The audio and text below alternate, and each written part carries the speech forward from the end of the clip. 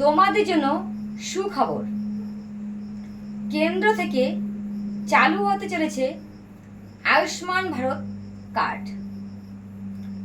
এই কার্ডটি পেতে হলে যাদের AY, SPHH, PHH ration card আছে তারাই একমাত্র এই কার্ডটির সুবিধা পাবে। 70 বছর বয়স যাদের, তাদের কোনো ডকুমেন্ট লাগবে না, তাদের ডকুমেন্ট ছাড়াই হয়ে যাবে।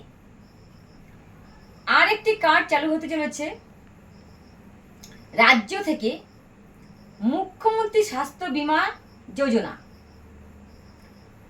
এই কার্ডটিতে RSKY1, RSKY2 যাদের এই রেশন কার্ডগুলি আছে তারা এই কার্ডটির সুযোগ সুবিধা পাবে। বলতে গেলে সবাই পাবে এই কার্ডটির সুযোগ সুবিধা। এখন পর্যন্ত চালু হয়নি, শোনা যাচ্ছে জুলাই মাসে চালু হবে।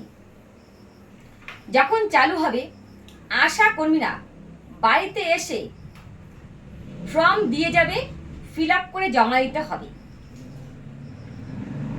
কবে চালু হবে এখনো কোনো কিছু বলা যাচ্ছে না।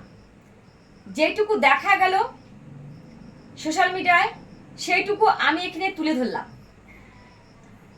যদি ভিডিওটি ভালো লাগে লাইক করো, সাবস্ক্রাইব করো, শেয়ার করো। জয় ভারত।